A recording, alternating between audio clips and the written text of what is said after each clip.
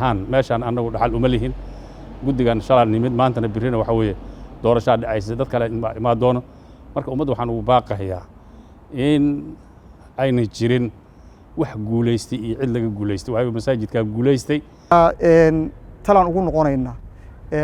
looyarada iyo qareenadayadiina waa la kulmaynaa ballan baan haddaba la leenahay wixii markaa ka soo baxay oo natiijo ah kama hor dhacaya markaasaan ku tallaabsanaynaa waxaan aaminsan inaan maxkamad aadayno oo aan maxkamad toosa aadayno iyo inaan xal kale iyo wax kale wax lagu dayayo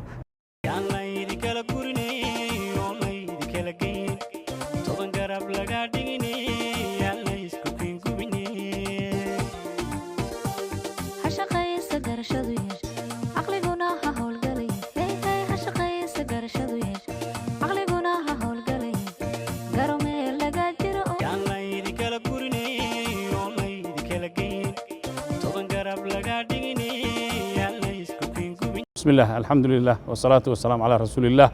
صلى الله عليه وسلم دمان أمد الصوماليات وسلام يا بعد السلام الحمد لله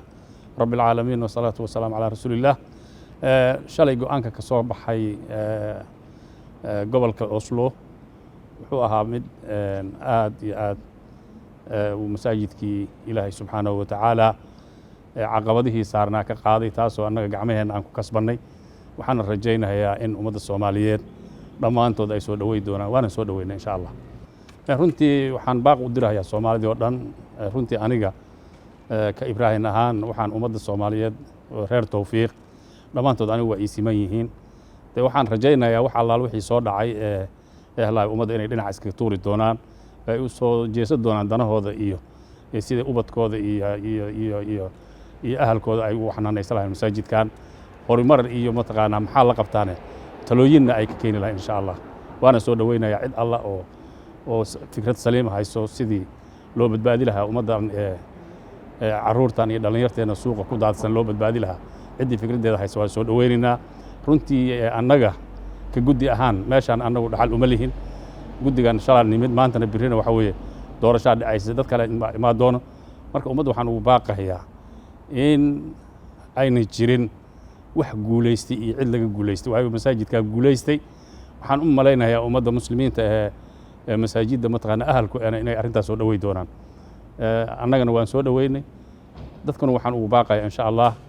khilaafkii soo jiitamahay arrinkaasi waxaan rajaynayaa inuu halkan ku ekaa doono annagana waxa weeyaan waxaan leenahay wax gadaal la soo dhaafiyaan gadaal loo laabin gadaal yaan loo noqon hore ha loo socdo insha Allah waa sidaan hore u sheegay waxa weeye annaga ka maamul ahaan runtii waxaan aaminsanahay masaajidkan cid ay xuquuq gaar ah kaga maqan tahay ma jirto walaa aniga Ibrahim Allah ka dhigay maamul baan u nimid maamulkaana waxa weeye inta Ilaahay qadaray waan joogeynaa waxaan ku baaqayaa marka ciddii ayadu rabta in masaajidkan ama ay wax ka maamusha ama in ay wax ku haysato ku cibaadeysato ama ay activity-keed ka qayb gasha waa ku soo dhaweynaynaa waxaan rajaynayaa marka aan ugu baaqayo ummadda Soomaaliyeed iyo dadkii mataqaanaa si kale u fikirahay oo nooc kale u fikirahay in arrintaasi meel iska dhigaan loo soo jeesto ummadan sidii loo badbaadi lahaa intaasaan ugu baaqay insha Allah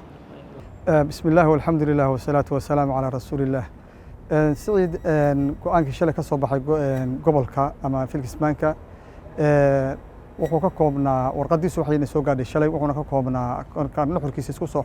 xooriyo 3 qodob buu ka koobnaa qodobka koowaad oo ah in masjidka laga joojiyey ama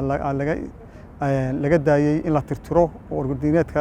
ahaan loo tirtiro arrintaas inaan masjidka la tirtirin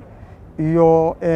dhaqaalihii masjidka shuruudihii lagu xiray oo iyana ay masjidku u dhammaysay la yidhi loo soo dayn karaa shuruudihii wax lagu soo dayn lahaa way buuxiyeen iyo qodobka saddexaad oo ah in khilaafkii weli uu sii jiro uuna sii karaar qaatay saddexdaas qodob ayay ku soo koobanaysay hadalkii shalayta nuxurka ahaa qodobka koowaad oo ah marka masjidka inaan la tirtirin wuxuu ahaa waxyaabihii annagu markii aan maxkamadda tagnayna aanu gudbinay inaan la ka tirtirin masjidka haddii la tirtirana culaysku inuu ku dhacayo dadka madlamka ah markii dambana oo filkismaanka aan u gudbinay oo aanu isku waafaqnay oo ahaa inaan iyana masjidka inaan la tirtirin arrintaas aad baan u soo dhaweynaynaa maadaama filkismaanku nala gartay waana uga mahadnaqaynaa arrinta labaad waxa weeye waa arrinta dhaqaalaha oo la yiri waxa weeye shiriidihii lagu soo deyn lahaa organization wax lagu siin lahaa shuruudihii waa la bixiyay maadaama ay yiraahdeen iyadana waxaan ka leenahay markii horeba intaan lacagta la xirin lacagta khilaaf bay keenay lacagtan in la xiro khilaaf soo jiitabayay muddo dheer baa weliba jiray marka khilaafkaas ayaa wuxuu keenay markuu meelo badan soo maray in lacagtii la xiro la joojiyo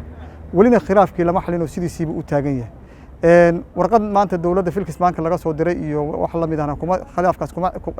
kuma dawoobayo marka sidaas daraadeed masjidka dad baa dhistay ummad oo Soomaali oo dhan baa isugu tagto oo dhisatay dadkii dhistay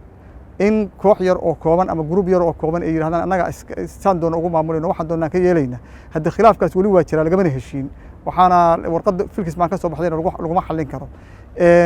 talabaad waxyaabaha keenay oo markii horeba la isku haystay waxaa ka mid ahaa dhaqaalahan laftigiisa meesha uu ku baxo iyo qaabka loo maamulayo arrintaas oo aan caddayn iyaguna ay in lagala xisaabtamo ay diideen aanuna aaminsanahay waddadii loogu talagalay oo lagu soo diray inaysan ku bixi jirin marka weli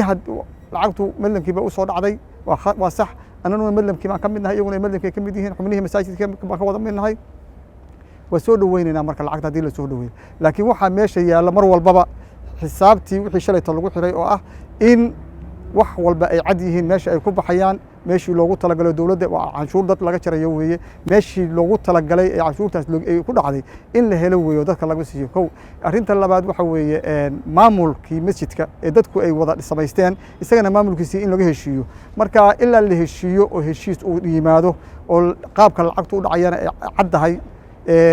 maamulkii masaajidka iyo qaabka u dhacay meeshii la wada dhistayna ay dadka u wada dhaxayso ilaa laga helayo khilaafku weli waa sii jiraya isaguna marka lacagta laftigeeda ayaa khilaaf kala abuuri karta oo keeni karta in hadda waxa weeye sida masaajidada qaarkood ka dhacday hadda la maamulayo oo loo soo diray waana aaminsanahay Philkis Bank waxa uu lacagta u soo siideynaya hadda waxa weeye isku qabsada ka bacdina dad baa idin soo dirayna idin maamula sida masjidka